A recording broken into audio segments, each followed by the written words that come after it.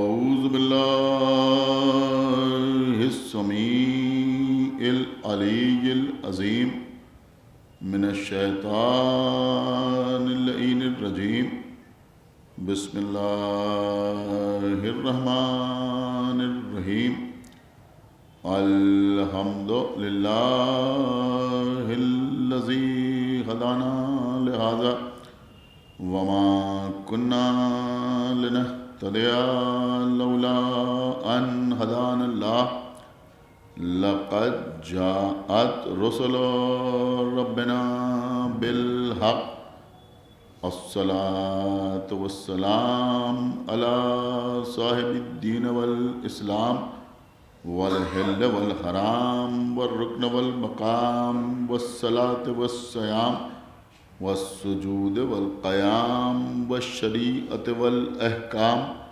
والحجة والبرهان والمحبة والعرفان والحق والبيان والكتاب والقرآن سيدنا ونبينا وشفينا ومولانا ومولى الثقلين جد الحسن والحسين ابی القاسم محمد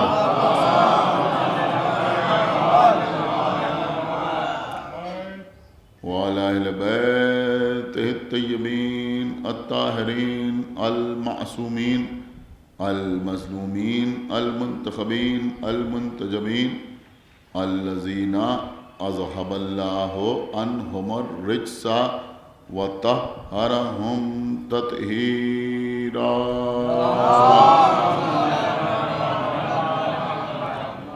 وَلَعْنَةُ اللَّهِ عَلَىٰ أَعْدَائِهِمْ وَقَتْلَتِهِمْ وَغَاصِبِي حُقُوقِهِمْ وَمُنْكِرِي فَضَائِلِهِمْ وَمَصَائِبِهِمْ أَجْمَعِينَ مِنَ الْآنِ إِلَىٰ يَوْمِ الدِّينِ اللهم عذبهم عذابا يستغيث منه أهل النار آمين رب العالمين اما بعد فقد قال الله سبحانه تبارك وتعالى في كتابه المجيد وفرقانه الحميد وقوله الحق بسم الله الرحمن الرحيم يا أيها الذين آمنوا ادخلوا في السلم كافة ولا تتبعوا خطوات الشيطان إنه لكم عدو مبين صلوات محمد.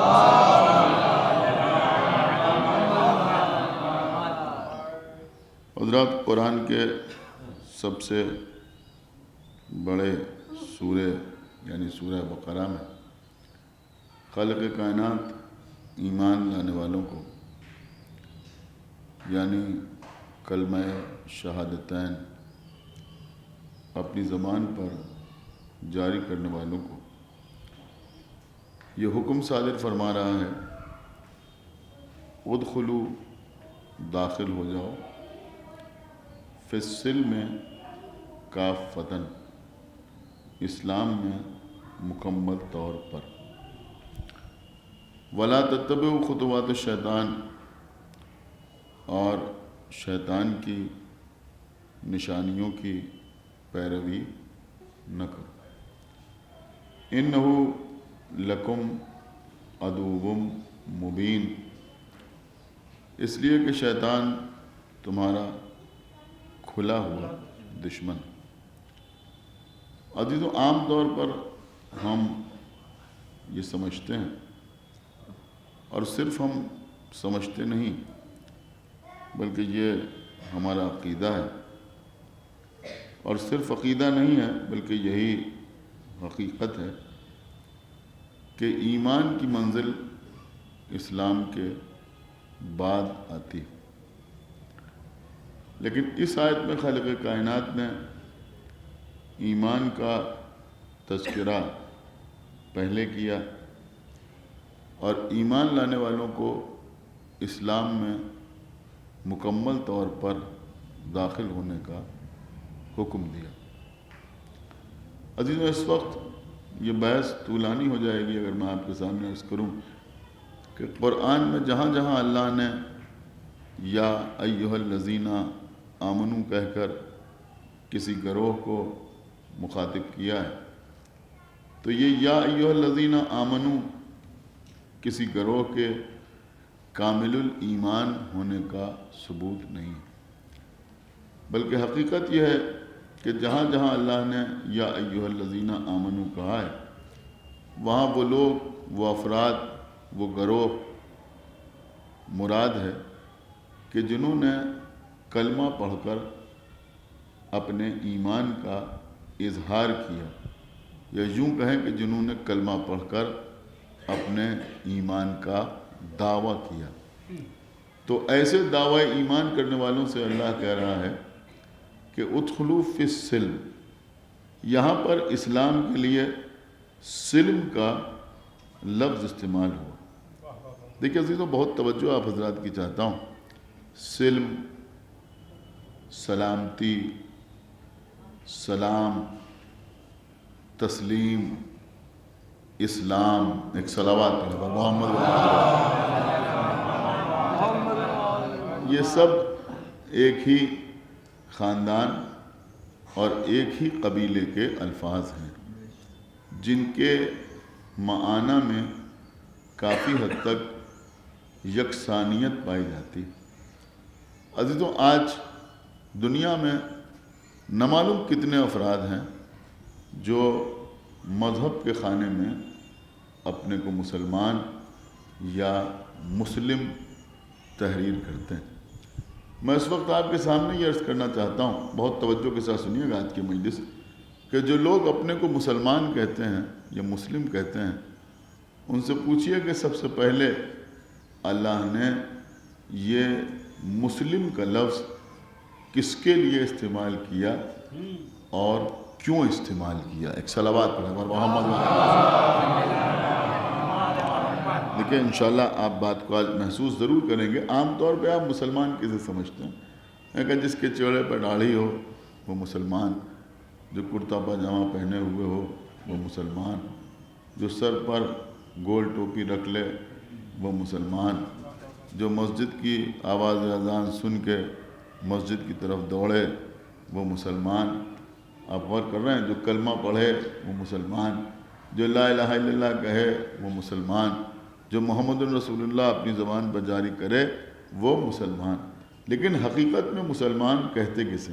دیکھیں فقط خطابت نہیں ہے، فقط ذاکری نہیں ہے، محنت کی ہے۔ کچھ آپ کے سامنے عرض کرنا چاہتا ہوں، پوری توجہ آپ حضرات کی چاہتا ہوں۔ سب سے پہلے اللہ نے مسلمان کسے کہا؟ آپ قرآن پڑھیے تو آپ کی سمجھ میں آئے گا۔ سورہ آل عمران میں خداوند عالم ارشاد فرما رہا ہے کہ یہودی کہتے ہیں کہ ابراہیم یہودی تھے، عیسائی کہتے ہیں کہ ابراہیم عیسائی تھے۔ میرے خیال میں یہ بات آپ حضرات اچھی طرح سے سمجھتے ہیں کہ اللہ کے جو بڑے رسول ہیں ان میں جناب ابراہیم اللہ کے وہ نبی ہیں کہ جن کو تینوں آسمانی مذہب رکھنے والے اللہ کا نبی تصور کرتے ہیں۔ صلوات پڑھیں اور محمد علیہ۔ یہ بات سمجھ رہے ہیں؟ دیکھیں بہت توجہ کے ساتھ سنیے گا۔ جناب ابراہیم کو یہودی بھی مانتے ہیں، عیسائی بھی مانتے ہیں اور مسلمان بھی مانتے ہیں۔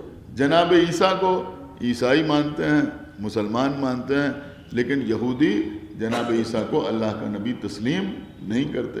ہمارے رسول کو نہ یہودی مانتے ہیں نہ عیسائی مانتے ہیں، صرف ہم مانتے ہیں۔ ایک صلوات پڑھیں پر محمد علیہ۔ بہت توجہ آپ حضرات کی جانب، صرف ہم مانتے ہیں۔ تو جناب ابراہیم کو یہودی بھی مانتے ہیں، جناب ابراہیم کو عیسائی بھی مانتے ہیں۔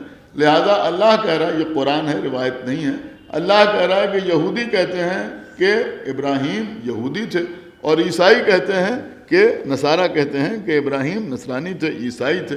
لیکن اللہ کیا کہہ رہا ہے؟ اللہ کہہ رہا ہے نہ وہ یہودی تھے اور نہ وہ نصرانی تھے، یعنی نہ تو قوم یہود سے تعلق رکھتے تھے اور نہ ابراہیم عیسائی تھے، بلکہ عیسائی کون تھے؟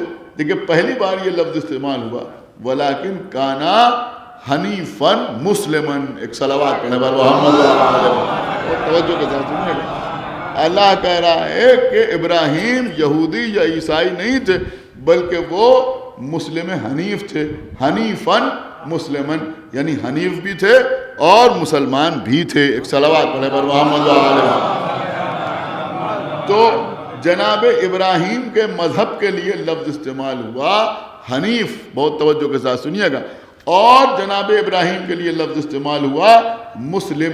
سب سے پہلے یہ لفظ مسلم جو استعمال ہوا وہ قبلہ جناب ابراہیم کے لیے استعمال ہوا. آپ شاید غور نہیں کر رہا میں کیا عرض کر رہا ہوں, اور شاید یہ بھی انتظام قدرت ہے کہ جس کے لیے سب سے پہلے مسلم کا لفظ استعمال ہوا اسی کے لیے قرآن میں شیعہ کا لفظ استعمال ہوا. ایک صلوات پڑھے پر محمد و آل محمد. ایک صلوات پڑھے پر محمد و آل محمد.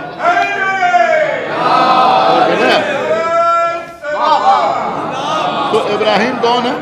سنیے قبلہ, ہو سکتا ہے بالکل نئی بات ہو آپ کے لیے کہ ابراہیم کون ہے, کہ حنیف بھی ہے اور مسلم بھی ہے. دیکھیں یہ حنیف کا لفظ آپ نے بار بار سنا ہوگا, بہت سے لوگوں کا نام ہی حنیف ہوتا ہے, محمد حنیف, یہ آپ سنتے رہتے ہیں, لیکن آپ کو معلوم ہے حنیف کا مطلب کیا ہے؟ یہ چیزیں عام طور پر مجلس میں پڑھی نہیں جاتی. رسول اللہ کے آباء و اجداد کے لیے باقاعدہ کتابوں میں تحریف ہے کہ یہ لوگ دین حنیف پر قائم تھے. آپ نے سنا نہیں کہ یہ لوگ کون تھے؟ کہ یہ لوگ دین حنیف پر قائم تھے. یعنی جو لوگ جناب ابو طالب یا جناب عبد المطلب کے لیے اس بات کے قائل ہیں کہ معاذ اللہ وہ مسلمان نہیں تھے, ان کی کتابوں میں بھی تحریر ہے کہ جب پیغمبر اسلام اس دنیا میں آئے تو کس طرح کے لوگ تھے. کہ کچھ وہ تھے کہ جو مشرک تھے یعنی بت پرستی کرتے تھے, کچھ وہ تھے کہ جو یہودی تھے, کچھ وہ تھے کہ جو عیسائی تھے, اور ساتھ ساتھ سب نے لکھا کہ کچھ وہ تھے کہ جو اہل حنیف کہلاتے تھے, یعنی وہ دین حنیف پر قائم تھے. تو اب سوال یہ ہوتا ہے کہ جو دین حنیف پر قائم تھے وہ کون لوگ تھے؟ تو سب سے پہلے حنیف کسے کہا گیا؟ کہ سب سے پہلے حنیف کہا گیا جناب ابراہیم کو. ایک صلوات پڑھے پر محمد و آل. سب سے پہلے حنیف کہا گیا جناب ابراہیم کو. اب یہ جناب ابراہیم کو حنیف کیوں کہا گیا؟ اب علماء نے حنیف کے بہتیرے معنی تحریر کیے ہیں, بہت سے مفاہیم حنیف کے بیان ہوئے ہیں کہ حنیف کا مطلب یہ ہے اور حنیف کا مطلب وہ ہے اور حنیف کی میننگ یہ ہے اور حنیف کے معنی وہ ہیں. لیکن کثرت سے یا یوں کہا جائے کہ تواتر کے ساتھ, دیکھیں بالکل نئی چیز آپ کی خدمت میں عرض کر رہا ہوں, تواتر کے ساتھ لکھنے والوں نے حنیف کے معنی آپ کو معلوم ہے کیا تحریر کیے ہیں؟ حنیف کے معنی یہ تحریر کیے ہیں کہ جناب ابراہیم کے دور میں بت پرستی زوروں پر تھی. کیا سن رہے ہیں؟ آزر تو بت بناتا تھا اور بتوں کو لے جا کے فروخت کرتا تھا. جناب ابراہیم نے بتوں کو توڑا بھی تھا. ساری باتیں آپ کے سامنے ہیں نا. تو بت پرستی عروج کے اوپر تھی, صنم پرستی, بت پرستی عروج کے اوپر تھی. چونکہ جناب ابراہیم نے بت پرستی سے انحراف کیا, لہذا اس انحراف کی وجہ سے بت پرستوں نے ابراہیم کو حنیف کہنا شروع کیا. ایک صلوات پڑھے پر محمد و آل محمد.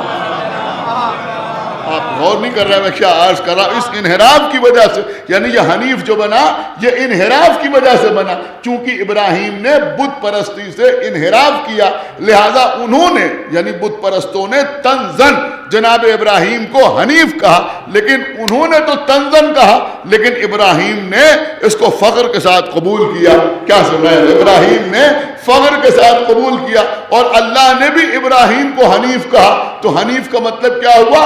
بت پرستی سے انکار کرنے والا.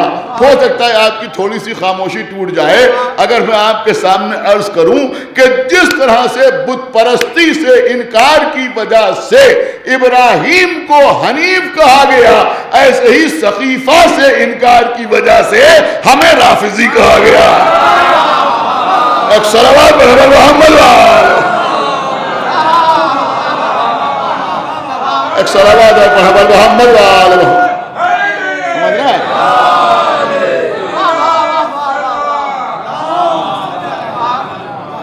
ایک صلوات اور پڑھے محمد وآل محمد.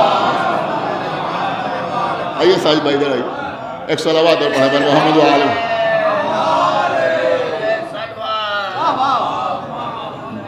آپ حضرات مولا آپ کو سلامت رکھیں. ہمارے حیدر بھائی سامنے بیٹھے ہوئے, ان کی صحت و سلامتی کے لیے آپ حضرات دعا کریں. ایک صلوات پڑھے محمد وآل محمد. تو میں عرض یہ کر رہا تھا عزیزوں کہ جناب ابراہیم کو کیا کہا گیا کہ کانا حنیفاً مسلمن, کہ یہ حنیف بھی تھے اور مسلم بھی تھے. تو حنیف کا مطلب کیا ہے؟ حنیف کا مطلب ہے بت پرستی سے انکار کرنے والا. اور مسلم کا مطلب کیا ہے؟ تسلیم کرنے والا. دیکھیے عجیب چیز میں آپ کے سامنے عرض کر رہا ہوں. اس کا مطلب یہ ہوا کہ پہلے حنیف پھر مسلم، یعنی پہلے انکار بعد میں اقرار. کیا سنا ہے بندے میں کیا عرض کر دیا کہ پہلے انکار بعد میں اقرار. نہیں توجہ فرمائی آپ نے.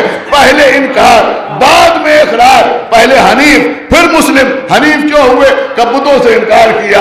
مسلم کیوں ہوئے؟ کہ اللہ کے سامنے سلامتی کے ساتھ سر کو جھکا دیا. کیا سنا؟ تسلیم کے ساتھ سر کو جھکا دیا. تو حنیف بھی ہے مسلم بھی ہے. تو پہلے انکار ہے بعد میں اقرار ہے. چونکہ حنیف کا لفظ پہلے آیا، مسلم کا لفظ بعد میں آیا، اس لیے نبی نے کہا لا الہ الا اللہ صلوات محمد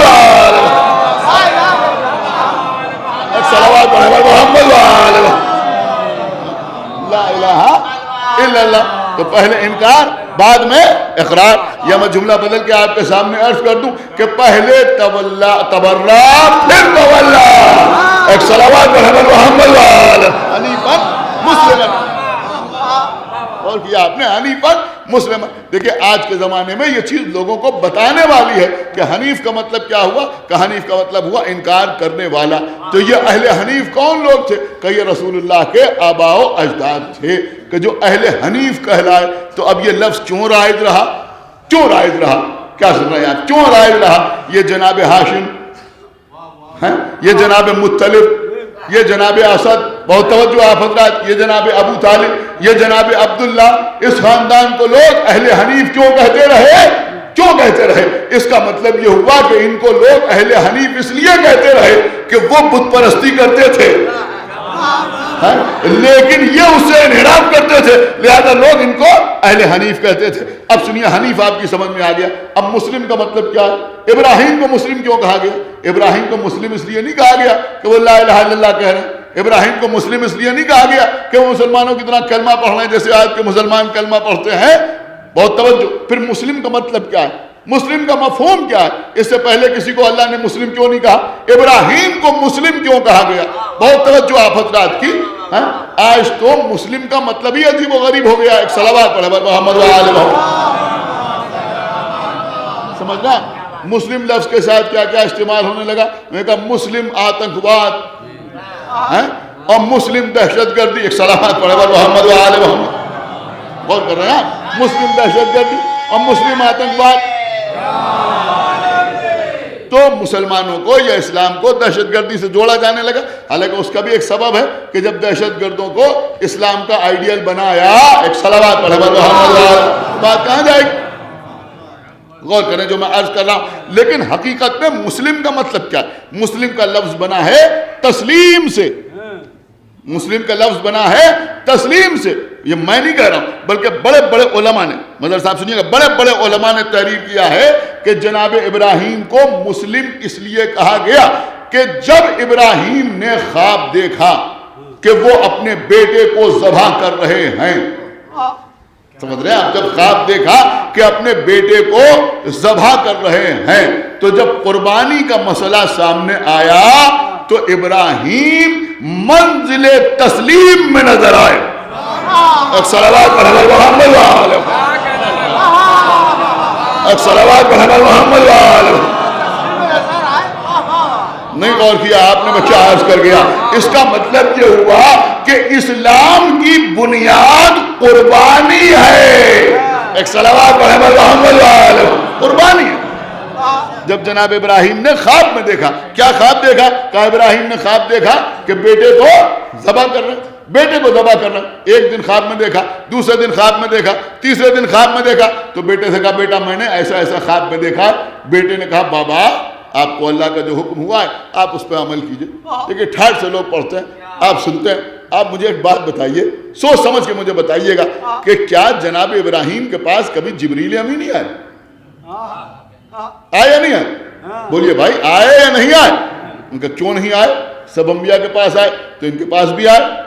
انتہائی ہے کہ جب آگ کے اوپر پہنچے تھے تو وہاں بھی جبرائیل آئے. تو جناب ابراہیم کے پاس شریعت لے کے کون آئے؟ جبرائیل ہی تو آئے.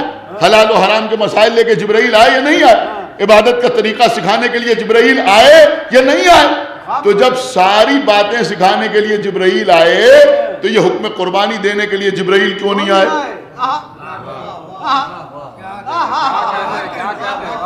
کیوں نہیں آئے بھائی؟ اللہ جبرائیل کو بھیج دیتا، جیسے نماز کا حکم آیا، جیسے روزے کا حکم آیا، جیسے سجدے کا حکم آیا، جیسے عبادتوں کا حکم آیا، جیسے حلال حرام سارے احکام آئے، صحیفہ آیا جناب ابراہیم کے پاس، تو اللہ جبرائیل کو بھیج دیتا۔ جبرائیل آ کے کہتے کہ اللہ کہہ رہا ہے کہ اپنے بیٹے کو ذبح کر دو، جناب ابراہیم تب بھی بیٹے کو لے کے آ جاتے ذبح کرنے کے لیے، لیکن اللہ نے جبرائیل کو نہیں بھیجا بلکہ ابراہیم کو خواب میں دکھایا، خواب میں دیکھا ابراہیم نے۔ آپ غور نہیں کر رہے میں کیا عرض کر رہا ہوں، دیکھیں میری فکر خدا جانے کہاں جا رہی۔ جناب ابراہیم نے خواب میں دیکھا، بیٹے سے کہا بیٹا میں نے ایسا ایسا خواب میں دیکھا ہے۔ اجی یہ بھی تو نہیں دیکھا ابراہیم نے کہ کوئی کہہ رہا ہو کہ بیٹے کو ذبح کر دو، یہ بھی تو نہیں دیکھا۔ دیکھیں میں بڑی نازک بات آپ کے سامنے عرض کر گیا، بلکہ یہ دیکھا کہ بیٹے کو ذبح کر رہے ہیں۔ بیٹے سے کہا بیٹا ایسا ایسا دیکھا ہے۔ بیٹے نے کہا انشاءاللہ آپ مجھے صابرین میں پائیں گے، آپ کو جو حکم ہوا ہے اس کے اوپر عمل کریں۔ آپ مجھے کسی کتاب میں کسی تفسیر میں یہ دکھا دیجئے کہ جناب ابراہیم نے اللہ سے مناجات کی اور پروردگار میں نے ایسا ایسا خواب دیکھا ہے، جو کوئی معمولی بات تھوڑی ہے، تو بتا یہ عمل جائز ہے یا ناجائز ہے؟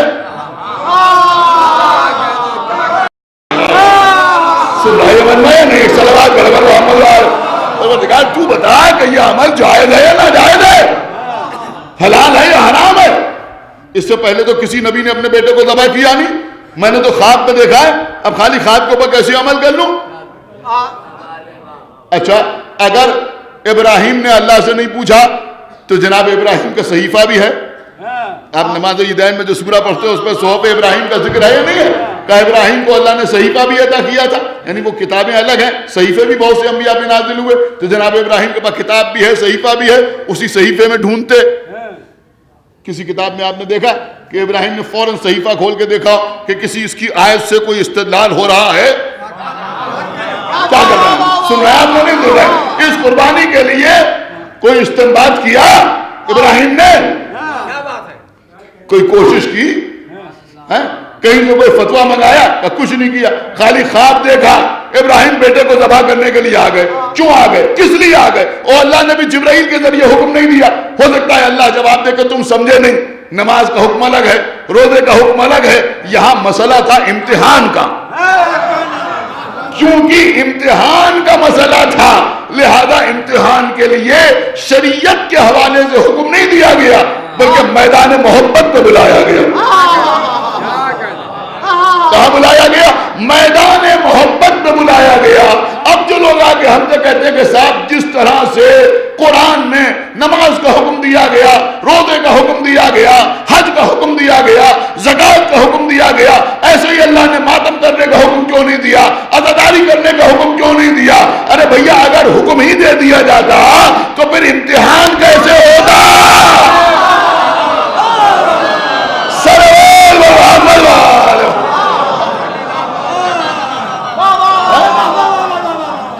ایک صلوات پر حضرت محمد صلی اللہ علیہ وسلم ایسے معلوم ہوتا۔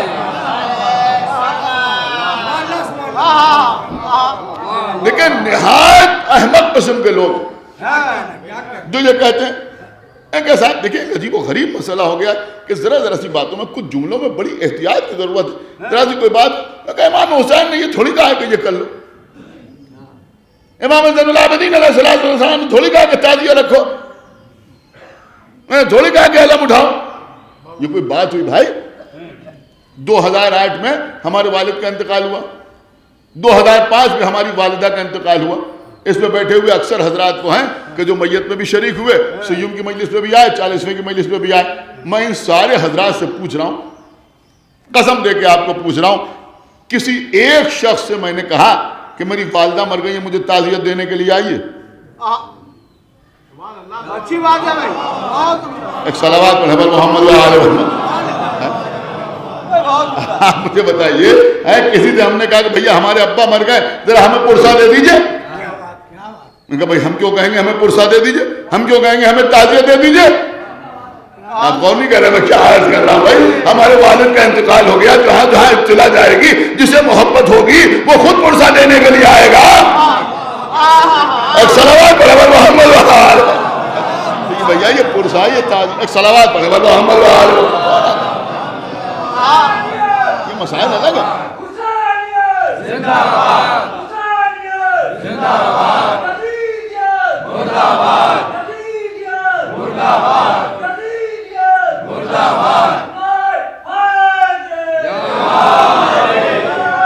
بس قبلہ بات تمام ہو رہی ہے.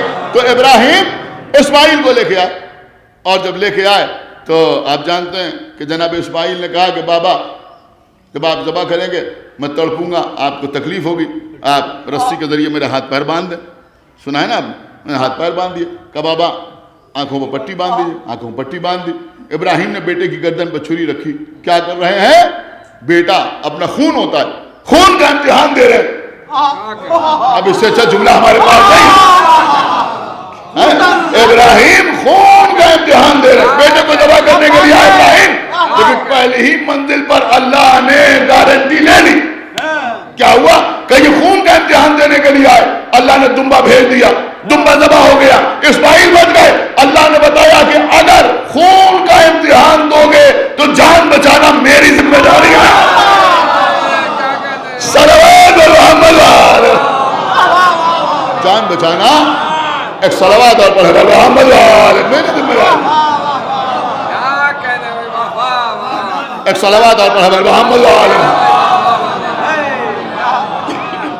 دیکھیں قبلہ جس سلسلے کی مجالس ہو رہی ہیں میں اس طرف آپ کو لے جانا چاہتا ہوں. تو جناب ابراہیم نے جو قربانی پیش کی اتنی عظیم قربانی پیش کی لیکن جناب ابراہیم جب بیٹے کو لے کے آ رہے تھے ہاجرہ ماں تھی جناب اسماعیل کی. تو جناب ہاجرہ سے کہا کہ ذرا میرے بیٹے کو نہلا دھلا دو اچھے کپڑے پہنا دو. کہاں لے جا رہے ہیں؟ کہ میں اپنے دوست سے ملاقات کے لیے جا رہا ہوں. اب جو لوگ مفہوم عصمت سے ناآشنا ہیں وہ سمجھتے ہیں کہ جناب ابراہیم نے سچ نہیں بولا. ارے سچ نہیں بولا. خلیل خدا تھے یہی تو کہا میں اپنے دوست سے ملاقات کے لیے جا رہا ہوں. اس سے بڑی ملاقات کیا ہوگی؟ دوستی سے تو ملاقات کے لیے جا رہے ہیں. اللہ کے دوست ہیں. خلیل کا مطلب کیا ہوا؟ تو رسی بھی ساتھ رکھی. کہ یہ رسی کیا کریں گے؟ کیا ہو سکتا ہے کہیں پانی وانی نکالنا پڑ جائے کنویں سے. چھری بھی لے لی. جناب ابراہیم ہیں نبی کی جملوں کو سمجھنا آسان نہیں ہے. کہ یہ چھری کیوں لے جا رہے ہیں؟ کیا ہو سکتا ہے کہ قربانی پیش کرنا پڑے. ساری باتیں سچی سچی کہیں لیکن جناب ہاجرہ سمجھ نہیں پائیں. لے کے آئے. جب واپس گئے اسماعیل بچ گئے. ابھی میں مصائب نہیں پڑھا ہوں یہ بات اپنے ذہن میں رکھیے گا. میں آپ کو کہیں لے جانا چاہتا ہوں خدا کے لیے بہت توجہ کے ساتھ سنیے گا. جب واپس گئے تو جناب ہاجرہ سامنے آئی. ابراہیم نے سوچا کہ اب تو اسماعیل بچ گئے. اب جب بچ گئے تو بتا دینے میں کیا حرج ہے. اب تو بچ ہی گیا بچہ. تو جانے کے بعد ہاجرہ سے کہا کہ تمہیں معلوم ہے ہم کہاں لے گئے تھے تمہارے بیٹے کو؟ کہا کہاں لے گئے تھے؟ کہا ایسی ایسی بات تھی ہم نے خواب میں دیکھا تھا. پھر ہم نے اسماعیل سے کہا تمہارے بیٹے نے کہا کہ انشاءاللہ آپ مجھے صابرین میں پائیں گے. میں لے گیا. میں نے ایسے ہاتھ پیر باندھے اور ابراہیم نے خوش ہو کے سارا واقعہ بیان کیا. لیکن ہاجرہ تھی ماں. کہا میرے لال قریب آؤ. اسماعیل قریب آئے. غور سے گلے کو دیکھا. ہلکا سا نشان نظر آیا. بعض لوگوں نے لکھا کہ چھری کا اور بعض لوگوں نے لکھا کہ رسی کا. بہرحال نشان نظر آیا. جناب ہاجرہ نے نشان کو دیکھا. ماں تو ماں ہوتی. سمجھ رہے ہیں ماں کے لفظ کو کسی دوسرے لفظ سے ریپلیس نہیں کیا جا سکتا. ایک صلوات پڑھے محمد وآلہ. ماں جو ہے وہ ماں ہوتی ہے. کوئی اس کا بدل نہیں ہوتا. ماں نے دیکھا اور اس کے بعد کہا کہ اگر دمبا نہ آتا. دیکھیں یہ جملہ نہیں ہے. ماں کو سمجھنے کے لیے سمجھ لیجئے ایک پورا قانون ہے. کیا کہا؟ اگر دمبا نہ آتا تو میرا بیٹا قتل ہو جاتا. رونے لگی. روتے روتے ہچکیاں بن گئیں. بے ہوش ہو گئیں. پھر ہوش میں آئیں. پھر اسماعیل کو دیکھا. پیشانی کو پیار کیا. پھر گلے کو دیکھا. کہا اگر دمبا نہ آتا. پھر روتے روتے بے ہوش ہو گئیں. نہ معلوم کتنی مرتبہ بے ہوش ہوئی. آخر میں اسی عالم میں اس دنیا سے گزر گئی. غور کیا آپ نے؟ اسی عالم میں اس دنیا سے گزر گئی. حالانکہ یہ ہاجرہ ہے. بیچ میں شیطان آیا تھا ان کو بہکانے کے لیے. بہکی نہیں بہکی. کیوں نہیں بہکی؟ کہ خالی نبی کی زوجہ نہیں تھی بلکہ معصوم کی ماں بھی تھی. اس لیے نہیں بہکی. ایک صلوات پڑھے محمد. معصوم کی ماں تھی. ایک صلوات پڑھا ہوا محمد وآلہ نہیں بہکی, بہکی نہیں جناب حاجرہ, لیکن برداشت نہیں کر پائیں. جب دیکھا گلے پر نشان, بار بار کہتی تھی کہ اگر دمبا نہ آتا پھر بھی ہوش ہو جاتی تھی, پھر اٹھتی تھی پھر بھی ہوش ہو جاتی تھی. آخر میں اسی عالم میں اس دنیا سے گزر گئی. تو ایک بات سمجھ میں آئی کہ ابراہیم تو قربانی کے لیے آئے, لیکن ہاجرہ کو علم نہیں تھا, ہاجرہ کو علم نہیں تھا. قسم خدا کی عداوت امیر المومنین کس طرح سر چل کے بولتی ہے لوگ. آپ ذرا غور کیجئے عزیزوں کبھی اس نقطے کے اوپر کہ جو معاملہ ڈسپیوٹڈ ہے, جس پہ کنٹروورسی ہے, خدا جانے صحیح ہے یا غلط ہے, سمجھ رہے ہیں. دائی حلیمہ کے قصے تو, دائی حلیمہ کی داستانیں تو مسلمان ملا خوب جھوم کے سناتے ہیں. کیا سن رہے ہیں آپ؟ جھوم کے سناتے ہیں.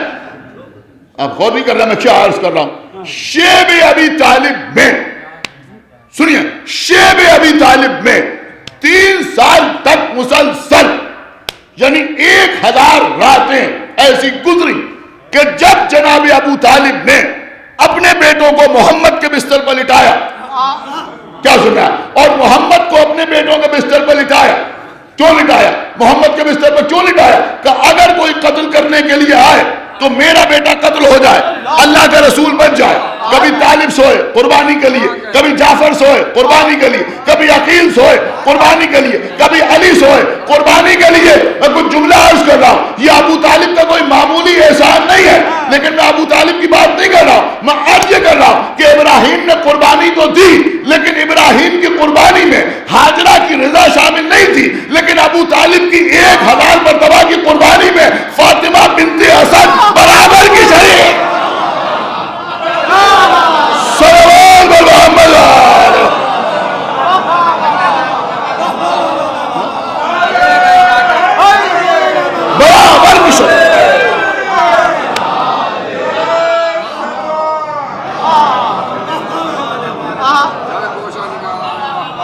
بھائی ایک صلوات اور پڑھا محمد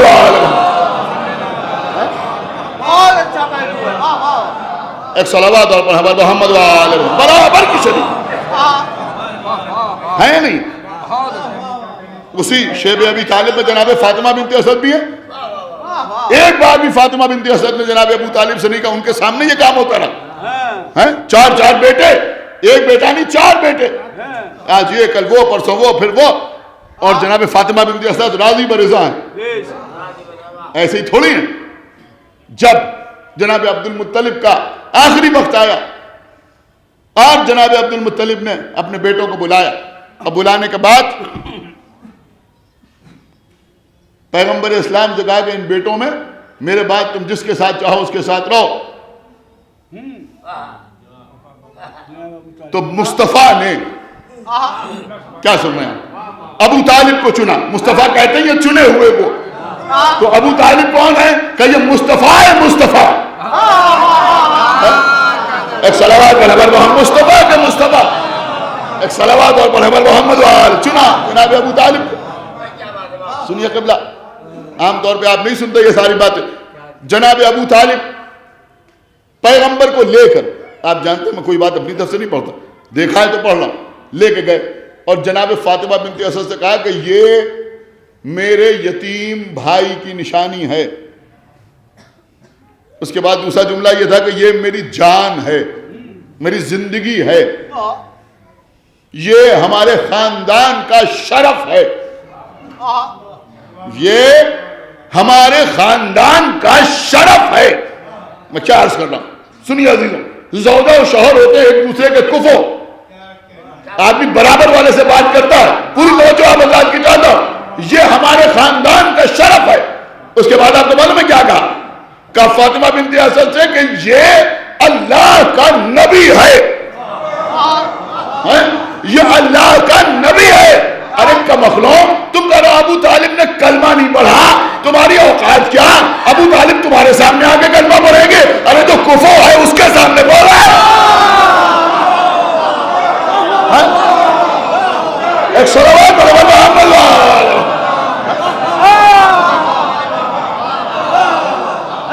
ایک بات بڑا صلوات پر محمد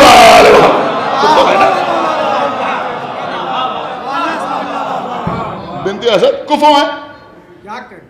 ٹھیک ہے, پھر کبھی موقع ملا انشاءاللہ کازمین کی مجالس میں کسی مجلس میں تو جناب فاطمہ بنت اسد کے سلسلے میں بھی کچھ تفصیلات آپ کے سامنے عرض کروں گے. صلوات پڑھے بر محمد و آل محمد. کسی بھی دن انشاءاللہ. ابھی 16 فروری کو ہمارے نیئر مجیدی صاحب کے ادا خانے میں مجلس منعقد ہوگی. جناب سغرا سلام اللہ علیہ کے سلسلے میں کوئی شہادت کی تاریخ نہیں ہے, لیکن خداوند عالم ان کے توفیقات میں اضافہ فرمائے. ہمارے نیئر مجیدی صاحب نے ایک عرصہ ہو گیا میرے خیال میں کم سے کم 20 سال تو ہو گئے ہوں گے, تو میں نیئر بھائی نے یہ مجلس قائم کی کہ کوئی مخصوص تاریخ چونکہ نہیں ہے, لہٰذا ایک مجلس ان کے سلسلے میں منعقد ہو جائے گا. اور جب سے ہو رہی ہے تب سے مجھے یہ شرف حاصل ہو رہا ہے کہ اس مجلس کو پڑھ رہا ہوں. آپ تشریف لائیں گے. اور 19 جمادی الثانیہ کو شہزادی کی ولادت کے سلسلے میں ادارہ خادمان بطول کی جانب سے کازمین میں محفل مقاصدہ کا انعقاد ہوگا, اور اس سے ایک دن پہلے آقا ابو صاحب کے امامباڑے میں بھی مختصر محفل منعقد ہوگی. آپ حضرات ان محافل میں بھی شرکت فرمائیں گے. تو عزیزم عرض کر رہا تھا کہ جناب فاطمہ بنت اسد برابر کی شریک, تو جناب ابو طالب کیا کہہ رہے ہیں کہ یہ میرے بھائی کی, یتیم بھائی کی نشانی ہے, یہ میری زندگی ہے, یہ میری جان ہے, یہ اللہ کا نبی ہے. اس کے بعد کہا کہ آپ ان کا خیال رکھیے گا اور ان کو کسی قسم کی کوئی تکلیف نہ ہونے پائے, ان کو کسی قسم کی کوئی تکلیف نہ ہونے پائے. اب جملہ آپ کے حوالے, جی چاہے تو بولیے گا, جی چاہے تو نہ بولیے گا. جب جناب ابو طالب نے فاطمہ بنت اسد کے سامنے یہ کلمات اپنی زبان پر جاری کیے تو جناب فاطمہ بنت اسد نے سر اٹھایا, مسکرا کے کہا, اے میرے والی, کیا آپ مجھے میرے بیٹے کے لیے نصیحت کر رہے ہیں؟ ایک صلوات پڑھے محمد و آل محمد. مجھے میرے بیٹے ایک صلوات اور پڑھے محمد و آل محمد. قبلہ دنیا کیا جانے میں کیا عرض کر رہا ہوں, یہ تو اللہ کا انتظام تھا کہ اللہ نے چاہا کہ تم لاکھ علی سے دشمنی رکھو, لیکن اللہ کا انتظام تھا کہ رسول علی کے بیٹوں کو اپنا بیٹا سمجھے, علی کے ماں باپ کو اپنا ماں باپ سمجھے. ایک صلوات پڑھے بر محمد و آل محمد. بیٹے کو بیٹا سمجھے اور ماں باپ کو ماں باپ سمجھے. جناب فاطمہ بنت اسد, اسد کی بیٹی. یہ اسد کون تھے انشاءاللہ کبھی آپ کے سامنے عرض کروں گا. یہ جناب اسد جو تھے یہ جناب عبد المطلب کے بڑے بھائی تھے. ایک صلوات پڑھے بر محمد و آل محمد. جناب ہاشم کے بیٹے تھے جناب اسد. تو جناب فاطمہ بنت اسد ہماری جان قربان. بس عزیزوں ایک آخری بات تبرکن, اور صرف اس لیے آپ کے سامنے عرض کر رہا ہوں کہ خداوند عالم ان کے بھی توفیقات میں اضافہ فرمائے اور ان کو اور ان کے خاندان کو اور ان کے احباب کو تمام عرضی اور سماوی بلا سے محفوظ رکھے. ہمارے مظہر امیر صاحب بڑے نیک کام انجام دیتے رہتے ہیں اور عزائے امام حسین علیہ الصلوۃ والسلام میں بڑے انہماک سے شرکت کرتے ہیں. ایک صلوات پڑھے محمد و آل محمد. لہذا ان کے خلوص کے پیش نظر میں عرض کر رہا ہوں, ورنہ شاید کسی بہت بڑے مجمع میں پڑھنے والی بات تھی. دیکھیے عزیزوں, پیغمبر اسلام سنیے, جنگ حنین میں پیغمبر اسلام نے اس وقت کہ جب سب پیغمبر کو چھوڑ کے بھاگ گئے, جنگ حنین جو ہے یہ فتح مکہ کے بعد ہوئی تھی اور مکہ ہی کے قریب یہ جنگ ہوئی تھی اور سب سے بڑا لشکر اسی میں تھا پیغمبر اسلام کے ساتھ. اور میں تفصیل کے ساتھ پڑھان کی مسجد پر جس سال میں نے غالباً حقوق جہاد اور حقوق انسانی کے عنوان سے اشرا پڑھا تھا, تو اس سال جنگ حنین میں نے وہاں پڑھی تھی. باقی جنگیں یہاں آغا باقر کے امامباڑے میں پڑھی تھی. تو جنگ حنین میں جب سب چھوڑ کے بھاگ گئے, چند لوگ پیغمبر اسلام کے ساتھ رہ گئے, تو اس وقت پیغمبر اسلام نے ارشاد فرمایا کہ انا نبی لا کذب, انا ابن عبد المطلب. ایک صلوات پڑھے محمد و آل محمد. دیکھیے پیغمبر اسلام کے لیے اللہ نے کہا کہ ہم نے پیغمبر کو شعر کی تعلیم نہیں دی, شعر کہنا نہیں سکھایا. مولا علی کے اشعار ہیں, امام حسن کے اشعار ہیں, امام حسین کے اشعار ہیں, بی بی زہرا کے اشعار ہیں, لیکن پیغمبر اسلام کی زندگی میں کوئی شعر نہیں ملتا, کوئی شعر نہیں ملتا. لیکن علماء نے لکھا ہے کہ پیغمبر کے یہ دو جملے جو ہیں یہ باقاعدہ بحر میں ہیں. ایک صلوات پڑھے محمد و آل محمد. صرف پوری زندگی میں پیغمبر کی ایک صلوات پڑھے محمد و آل, پوری زندگی میں بالکل جیسے کوئی مطلع ہوتا ہے. اب ہم یہ نہیں کہہ سکتے کہ یہ شعر ایک صلوات پڑھے بس محمد و آل محمد، لیکن سمجھ رہا کہ باقاعدہ موضوع ہے. یہ دو جملے پیغمبر نے فرمایا کہ میں نبی ہوں اور یہ جھوٹ نہیں ہے، اور میں عبد المطلب کا بیٹا ہوں. اب اس میں بڑے رخ ہیں، بہت سے اس میں رخ ہیں جو پیش کیے جا سکتے ہیں. سب سے بڑا رخ یہ ہے کہ ایسے خطرے کے ماحول میں کہ جہاں لوگ پیغمبر کے دشمن ہیں اور سب چھوڑ کے بھاگ گئے، ایسے موقع پر کوئی اور ہوتا تو اپنی پہچان چھپاتا، لیکن پیغمبر چیخ چیخ کے کہہ رہے ہیں کہ میں نبی ہوں اور میں عبد المطلب کا بیٹا ہوں. لیکن یہ عبد المطلب کا بیٹا کیوں کہہ رہے ہیں؟ عبد المطلب کا بیٹا اس لیے کہہ رہے ہیں کہ یہ سامنے مکے کے لوگ ہیں، یہ ساری تاریخ سے واقف ہیں. جب ابرہا نے حملہ کیا تھا خانہ کعبہ کے اوپر تو سب فرار کر گئے تھے، صرف عبد المطلب تنہا تھے جو خانہ کعبہ کے سامنے کھڑے ہوئے تھے. لہذا پیغمبر کہہ رہے ہیں کہ میں عبد المطلب کا بیٹا ہوں، سب بھاگ جائیں مگر میں فرار کر رہا ہوں.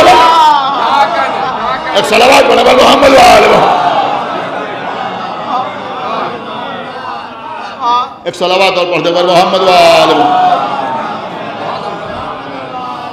سنیے قبلہ، بس آخری بات اور اسی کے اوپر انشاءاللہ مجلس تمام. تو جیسے جنگ حنین میں فرمایا کہ میں عبد المطلب کا بیٹا ہوں، میں عبد المطلب کا بیٹا ہوں، اسی طرح سے جنگ خیبر میں، سمجھ میں آ رہا ہے؟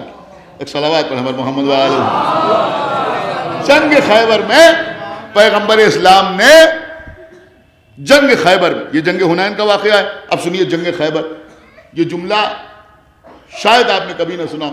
جنگ خیبر میں پیغمبر اسلام نے فرمایا مقام فخر میں کہ انا ابن الفواتم،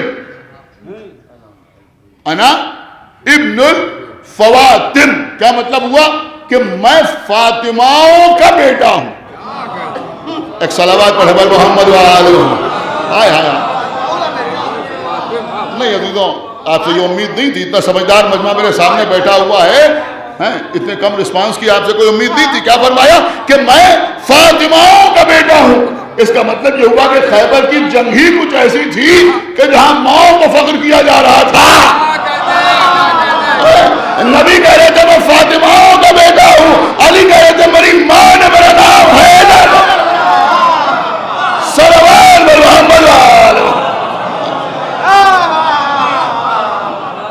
ایک باوض بلند صلوات پڑھے پر محمد و آل محمد. یہ فواتم کیا ہے؟ فواتم جو ہے یہ فاطمہ کی جمع ہے. جب بہت سی فاطمہ جمع ہوں، جمع ہے فواتم. ایک فاطمہ نہیں بلکہ کم سے کم 3، جمع کا صیغہ کم سے کم 3 پہ ہو. فواتم، ایک ہو تو فاطمہ، 2 ہو تو فاطمین، اور 3 ہو تو فواتم. کم سے کم 3 ہو تو فواتم. پیغمبر نے یہ نہیں کہا کہ میں فاطمہ کا بیٹا ہوں، یہ نہیں کہا کہ میں فاطمین کا بیٹا ہوں، یہ کہا کہ انا ابن الفواتم، میں فواتم کا بیٹا ہوں. کس کا بیٹا ہوں؟ فواتم کا بیٹا ہوں. اب ذرا تلاش کیجئے کہ پیغمبر کی امہات میں، یعنی پیغمبر کی ماں، پیغمبر کی دادی اور پردادی، پورا سلسلہ لے جائیے تو اس میں کتنی فاطمائیں گزری. دیکھیں یہ تاریخی چیز میں عرض کر رہا ہوں. ایک تو جناب عبداللہ اور جناب ابو طالب کی ماں، ان کا نام بھی تھا فاطمہ، فاطمہ بنت عمر مخزومی. ایک صلوات پڑھے محمد و آل محمد. ایک تو فاطمہ، یہ سنیے دیکھیں میری فکر کہاں جا رہی ہے. ان کو کہتے ہیں فاطمہ، فاطمہ بنت عمر مخزومی. یہ فاطمہ کون ہے؟ یہ پیغمبر کی کون ہوئی؟ جناب عبداللہ کی ماں. جناب ابو طالب اور جناب عبداللہ سگے بھائی تھے نا، ان دونوں کی ماں فاطمہ بنت عمر مخزومی. یہ ہوئی پیغمبر کی دادی. تو پیغمبر کہنے میں فاطمہ کا بیٹا ہوں، تو ایک تو یہ فاطمہ ہے. اب یہ علماء کی تحقیق ہے جو میں آپ کی خدمت میں پیش کر رہا ہوں. علماء نے لکھا کہ پورے سلسلے میں دیکھ ڈالی. دیکھیں فاطمہ نام بی بی فاطمہ زہرا سے پہلے بھی رہا ہے. یہ پھر انشاءاللہ کسی اگلی مجلس میں عرض کروں گا کہ کیوں رہا ہے، کس لیے رہا ہے. ایک فاطمہ پیغمبر کے شجرے میں اور ملتی. پیغمبر کے اجداد میں ایک شخصیت گزری ہے جن کی اولاد قریش کہلائی، جناب قصہ ابن کلاب. ان کی ماں، ان کا بھی نام تھا فاطمہ بنت حزام، وہ بھی فاطمہ تھی. علماء نے لکھا کہ 2 فاطمائیں ملتی ہیں پیغمبر کے شجرے میں. کیا سن رہا ہے یہ مجمع؟ آپ خدا کے لیے بھائی اب تو بیدار ہو جائیے. 2 فاطمہ ملتی ہیں پیغمبر کے شجرے میں. ایک فاطمہ بنت عمر، ایک فاطمہ بنت حزام. یہ پیغمبر کی دادی اور وہ پیغمبر کی سگڑ دادی ہے، جو بھی آپ سمجھیں. کئی پشت پہلے وہ فاطمہ بنت حزام ان کا بھی نام ہے. تو وہ فاطمہ اور یہ فاطمہ، 2 فاطمہیں گزری ہیں. اور پیغمبر کیا کہہ رہے ہیں؟ یہ نہیں کہہ رہے کہ میں فاطمین کا بیٹا ہوں. پیغمبر کہہ رہے ہیں میں فواتم کا بیٹا ہوں. اب فواتم کا صیغہ مکمل ہونے کے لیے کم سے کم کتنی فاطمہیں چاہیے؟ سنایا کہ نہیں سنایا؟ کتنی فاطمہیں چاہیے؟ کہ کم سے کم 3 فاطمہیں چاہیے. 3 فاطمہیں چاہیے. ایک جملہ کہنے کو دی جاتا ہے کہ فاطمہ بنت اسد نے ابو طالب سے کہا تھا کہ کیا آپ مجھ کو میرے بیٹے کے بارے میں وصیت کر رہے ہیں؟ لہذا اس کی تصدیق اس طرح ہوئی کہ پیغمبر نے کہا میں 3 فاطمہوں کا بیٹا. ایک صلوات محمد، ایک صلوات محمد. ایک وہ فاطمہ، ایک فاطمہ بنت عمر، اور پھر تیسری فاطمہ جناب فاطمہ بنت اسد. ان کو بھی ماں کہا پیغمبر اسلام. یہ میری ماں ہے. ماں کون؟ فاطمہ بنت اسد. اور صرف رسول اللہ نے نہیں کہا، بلکہ جب مولا علی کے گلے میں رسن باندھی گئی ہے اور مسجد میں لایا گیا ہے، تو جب مولا علی نے روضہ رسول کی طرف دیکھ کے فریاد کی، تو یہ کہہ کے فریاد نہیں کی کہ اے طہا، اے یاسین، اے مزمل، اے مدثر، اے بشیر، اے نذیر، بلکہ کیا فرمایا؟ اے میری ماں کے بیٹے. اللہ اکبر. اے میری ماں کے بیٹے. اس کا مطلب یہ ہوا کہ بنت اسد پیغمبر اسلام کے لیے ماں جیسی تھی. یہ ہے فاطمہ بنت اسد. اب ظاہر سی بات ہے کہ یہ مجلس بھی بی بی زہرا سلام اللہ علیہ کے سلسلے میں ہو. لہذا اس سے بہتر کیا تھا کہ کچھ تھوڑا سا تذکرہ فواتم کا ہو جائے، کچھ تھوڑا سا تذکرہ اس بی بی کا بھی ہو جائے کہ جو فاطمہ بنت اسد ہماری جان قربان. فاطمہ بنت اسد کی اگر آپ غور کریں تو ان کی ساس بھی فاطمہ، شوہر کی ماں بھی فاطمہ، اور بہو بھی فاطمہ. ایک صلوات بہو بھی فاطمہ، خود بھی فاطمہ، خود بھی فاطمہ. تو فاطمہ بنت اسد نے محمد کو بیٹا کہہ دیا. پیغمبر نے بھی کہہ دیا کہ یہ میری ماں ہے. جب بی بی کی وفات ہوئی تو پیغمبر جنازے کے ساتھ ساتھ پا برہنا چلے. اپنا کرتا اتار کے دیا کہ اس کو کفن میں شریک کرو. کیوں؟ یہ بتانے کے لیے کہ دیکھو کفن میں جو تبرکات رکھے جاتے ہیں ہمارے یہاں، اس کے لیے دلیل فراہم ہو جائے. غور کر رہے ہیں آپ؟ اپنا کرتا فاطمہ بنت اسد کو دیا. اس کے بعد جب قبر کھود گئی تو جا کے قبر میں لیٹے، اور قبر میں لیٹنے کے بعد کہا کہ اے قبر تو میری ماں سے خبردار رہنا، میری ماں کو کوئی اذیت نہ ہونے پائے. جب لوگوں نے پوچھا کہ کسی اور کے لیے آپ نے یہ انداز اختیار نہ کیا، تو فرمایا کہ مجھ پر احسان کرنے والوں میں ابو طالب کے علاوہ کوئی دوسرا فاطمہ بنت اسد کے برابر نہیں تھا. ایک بات سمجھ میں آئی کہ اگر پیغمبر کہہ دے کہ فاطمہ بنت اسد میری ماں ہے، تو وہ فاطمہ پیغمبر کی ماں ہو جائیں. تو اب اگر معصومہ بی بی فاطمہ کہہ دیں کہ عباس میرا بیٹا ہے، خدا آپ کو کسی غم میں نہ رلائے سوائے غم سرکار سید الشہداء کے. اب بات یہاں تک آ گئی تو چلیے اسی کو مجلس تمام ہو جائے. یوں ہی بیٹا تھوڑی کہا. جناب ام البنین، ان کا بھی نام فاطمہ کلابیہ. جب بیاہ کے مولا علی کے گھر آئیں تو شروع میں مولا علی نے آپ کو فاطمہ کہہ کے پکارا. 6-7 دن کے بعد بی بی نے مولا علی سے کہا کہ یا علی، آپ مجھے فاطمہ کہہ کے نہ پکارا؟ کہ کیوں بی بی، کیا آپ کا نام فاطمہ نہیں ہے؟ کہ بے شک ہمارا نام فاطمہ ہے، لیکن جب آپ ہمیں فاطمہ کہہ کے پکارتے ہیں تو حسنین کو اپنی ماں اور ان کی آنکھوں میں آنسو آ جاتے ہیں، جو مجھ سے برداشت نہیں ہوتا۔ تب مولا علی نے بی بی کی کنیت ام البنین قرار دی، بیٹوں کی ماں۔ اللہ نے 4 بیٹے عطا کیے، بیٹوں کی ماں۔ کربلا کے واقعے کے بعد اپنے بچوں کا ماتم تو نہیں کیا، جب روئیں تو حسینی کا نام لے کے روئیں، لیکن ایک جملہ ملتا ہے کہ کربلا کے بعد جب کوئی بی بی کو ام البنین کہتا تھا تو فرماتی تھی کہ اب مجھے ام البنین نہ کہا۔ اب وہ بیٹے کہاں ہیں کہ جن کی ماں؟ کم سنی کا عالم ہے ہمارے اور آپ کے آقا حضرت عباس۔ امام حسین کہتے ہیں بھیا عباس، تم مجھے بھائی کہہ کے کیوں نہیں پکارتے؟ تمہارے بابا بھی علی، میرے بابا بھی علی، تم بھی علی کے بیٹے، میں بھی علی کا بیٹا، تم مجھے بھائی کہہ کے کیوں نہیں پکارتے؟ چھوٹے سے تھے، ننھے ننھے ہاتھ جوڑے اور اس کے بعد کہا کہ میرے آقا آپ نے بالکل سچ فرمایا، میرے بابا بھی علی، آپ کے بابا بھی علی، میں بھی علی کا بیٹا، آپ بھی علی کے بیٹے، لیکن میں آپ کو بھائی کہہ کے کیسے پکاروں؟ اس لیے کہ آپ کی ماں خاتون جنت حضرت فاطمہ زہرا اور میری ماں آپ کی ماں کی قریب ہے۔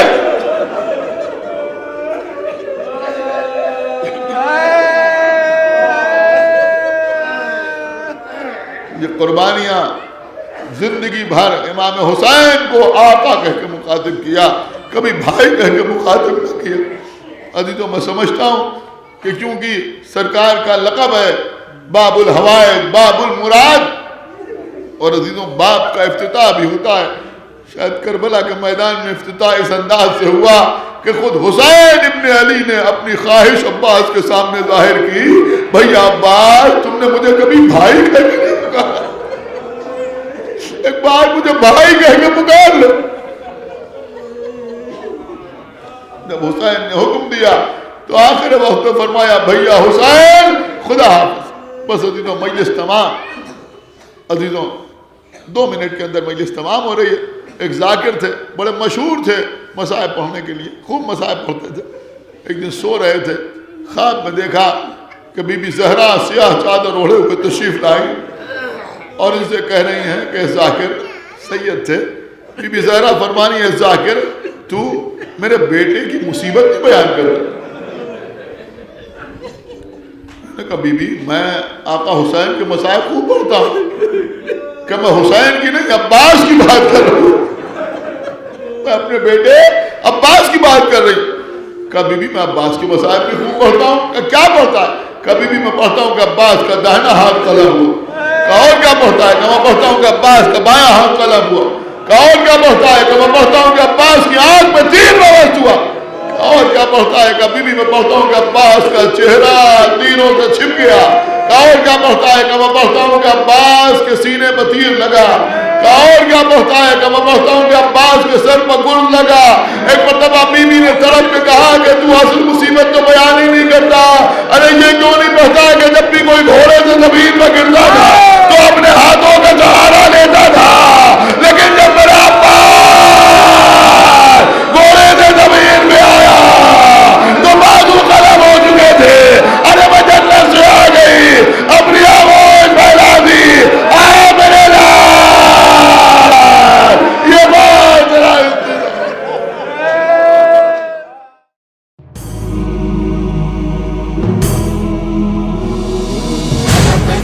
حسيني طفل حسيني هذه كربلاء علم في يميني هذه كربلاء علم في يميني أنا طفل حسيني أنا طفل حسيني